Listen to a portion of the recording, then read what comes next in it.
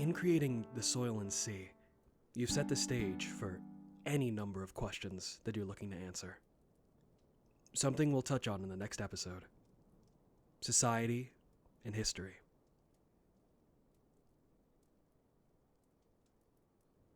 Kingdoms rise and fall through the fallacies of their people. Since we have given introductory details to the world, we can start to define the people that live within it.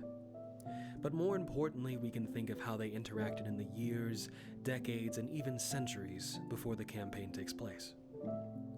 This is going to be the longest of sections in the pre-work for your campaign, in my opinion. It's going to be the place where the most detail is written down. Since the map has already been created before this point, we can get to a necessary first step: finding where the boundaries are drawn. In real life, a country's people and products may be able to move from place to place, but their cultures and histories are primarily localized, bounded by the lines that are drawn on a map. In this regard, you can talk about the country in a couple of ways. Are the borders open to commerce and travelers, or are they heavily policed? Does this country accept all races? How do they feel about monsters? Is this region primarily lawless? Do they have local lords? Are there no lines to cross at all? Combining the physical and political aspects of borders, you can have your first glimpse into the people of a region.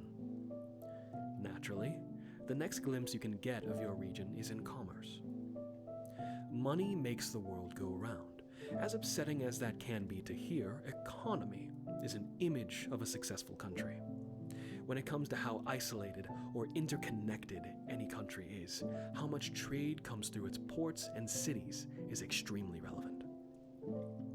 Are there imports and exports? Is all of the economy self-contained? Does the country even use money at all? Those questions of money flow are important, but I would say that they're not as important as who is your friend and who is your foe. Conflict, whether it be just or unjust, will be present in the world in some way, shape, or form. People struggling for land and resources as their kingdoms grow larger is only a natural progression. Combining all these current ideas leads to the baseline development of a country. For this first world I made, I went extremely into depth about all the details that I didn't need at the time. But this same baseline was created nonetheless. In this example, I'd like to look at one of the countries of my world recon, the region named Morbus. Located in the southernmost part of the world, the snow-capped mountaintops separate the tribal societies from the rest of mankind. The weapon people of Morbus lived in perpetual cold, competing with the greatest competition they could have: themselves. As hunter-gatherer societies of the brutal south, they hold apprehension towards any foreigners that came upon their lands. Being that the ranges to the east and west impeded most travel, they found themselves to be seclusive in nature, refusing to share their secrets with the world. The only port that was present in the south is an old military dockyard from Noel, but even they would rarely see one of the dark weapons of Morbus. Cut off from the world, the tribal conflict of the weapon folk burns on, where the strongest of tribes carry on their legacies, and the weak are snuffed out, where the only currency is war. A location landlocked by both treacherous mountains and bountiful seas, where society has not been allowed to progress due to the lack of resources. The borders aren't necessarily closed on purpose, but it's more like the people of the land refuse to expand outwards. Their naivete to the outside world has made them stronger and closer together, but it also pulls from their resources as their camps grow. In this case, we have created a locale where both short or long works can be played. Short works can involve anything from expeditionary crews looking to document icy fauna of the south or escorting medical aid. Longer works can include more depth and flavor, including the treacherous climb through the mountains to the vampire-ridden stills of the Oceanfoot Manor. Now, in my previous description before, we didn't even speak on dark weapons, Noel, or why there are vampires on the ocean. This is where we'll get into history. the why of time.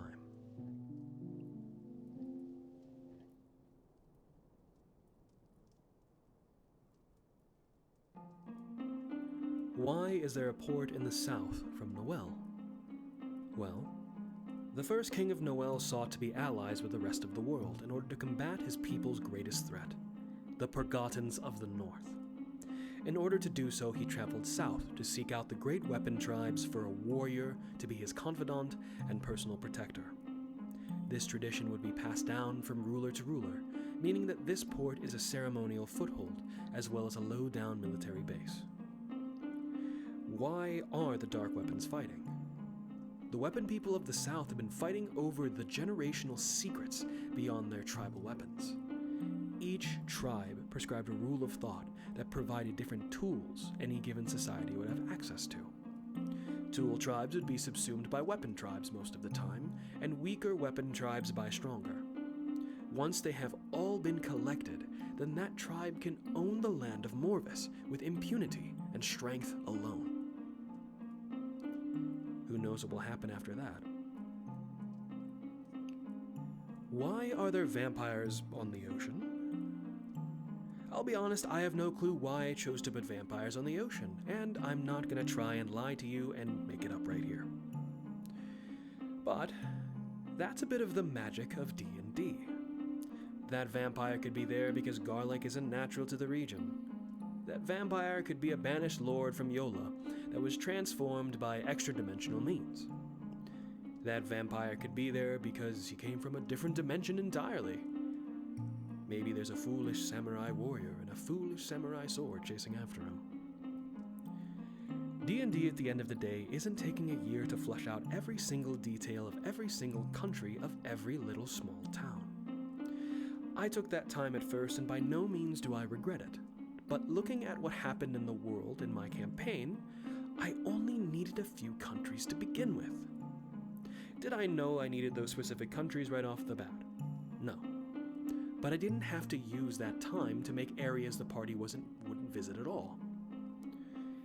If I were to make this world for the campaign again, there would be a few things that I would detail.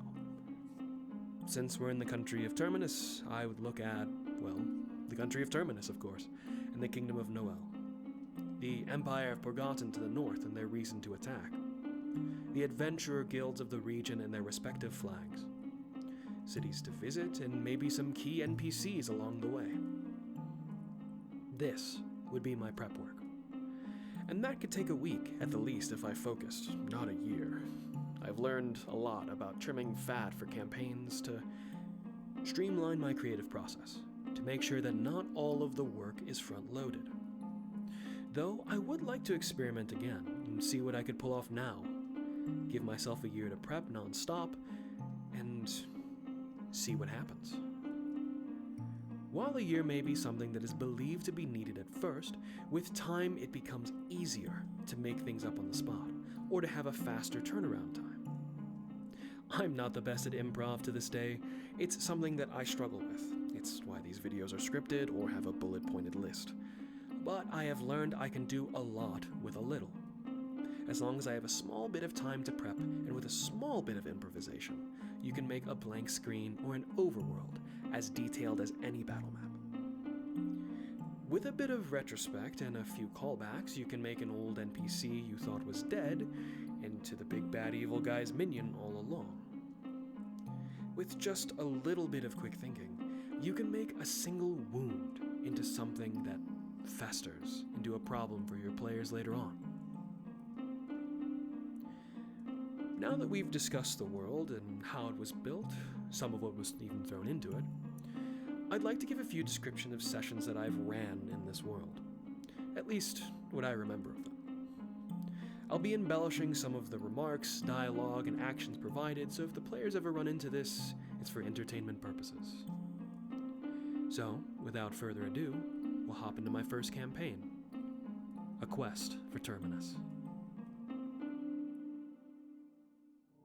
Where over the treetops there is smoke billowing. The sounds of screams and steel rings out through the night, as the anarchists of the old flame set alight to farms forest, and folk.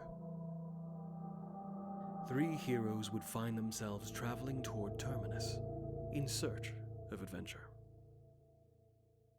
An adventure they would find. A quest for Terminus. A town on fire.